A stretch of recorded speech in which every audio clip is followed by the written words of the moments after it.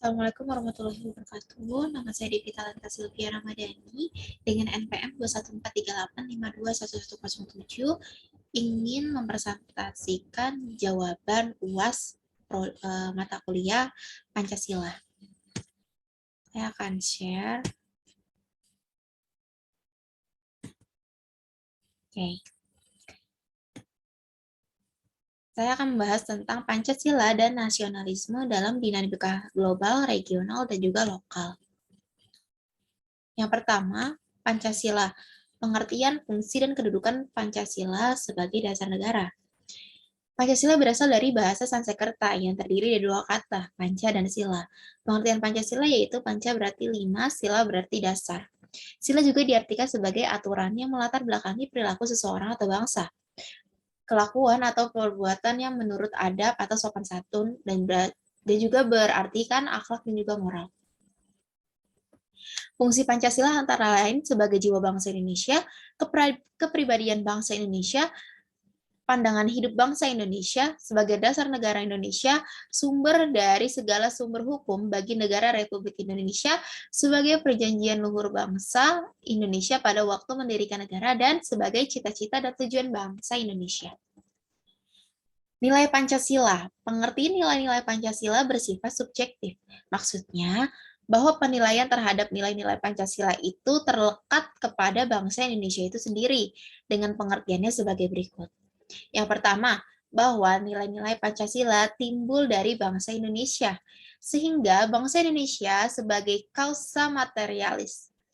Nilai-nilai tersebut sebagai hasil pemikiran kritis, serta hasil refleksi filosofis bangsa Indonesia.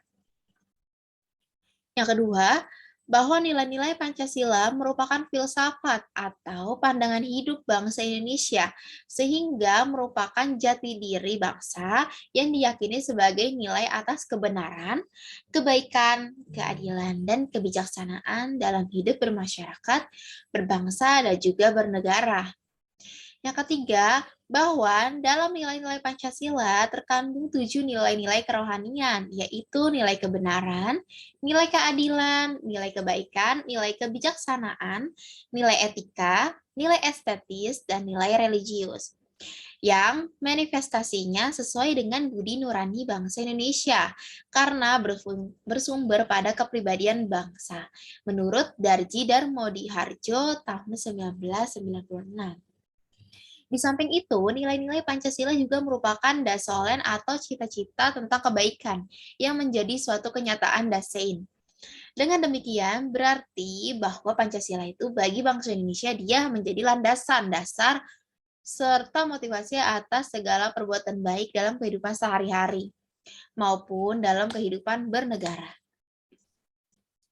Pancasila di tengah era globalisasi. Anggota Komisi 1 DPR RI, Dev Akbarsah Pikarno Laksono, ME, menjelaskan mengenai tantangan yang dihadapi saat ini.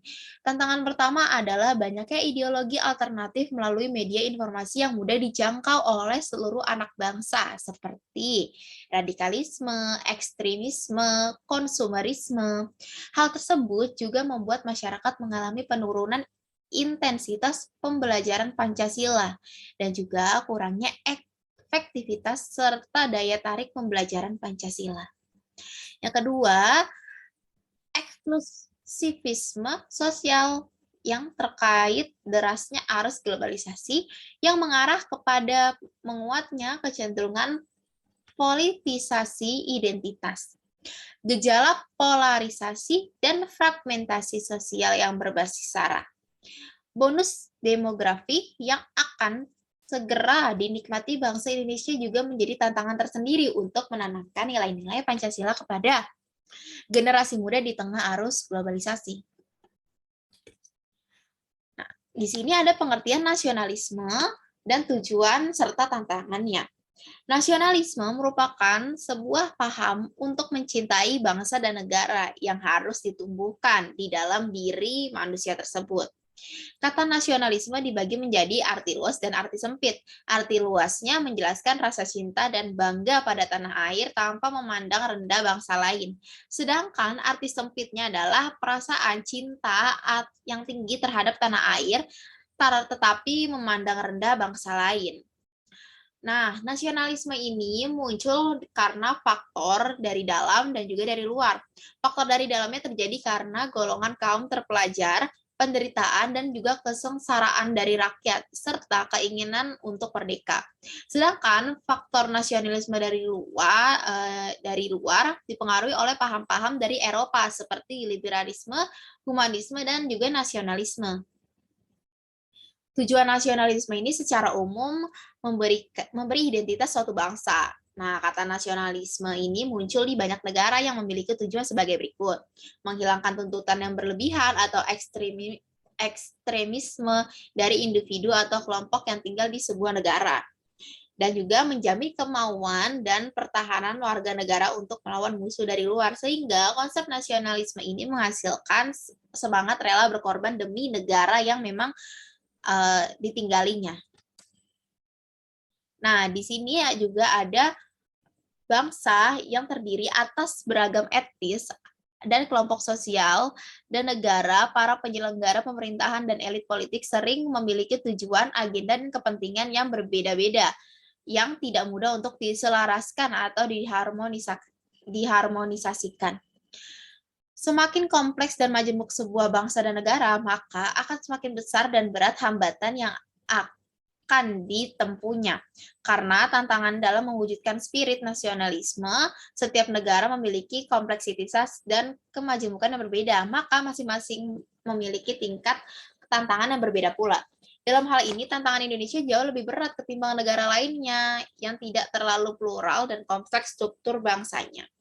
Contoh tantangannya adalah kelompok pseudo-nasionalis. Nah, kelompok ini tuh mereka yang pura-pura bersikap nasionalis, tapi sebenarnya tuh enggak gitu. Malah dijadikan cara, strategi, atau taktik untuk menguasai aset-aset politik dan ekonomi bangsa dan negara Indonesia demi kepentingan dirinya sendiri, atau keluarganya, bisnisnya, atau bahkan kelompoknya yang dia buat.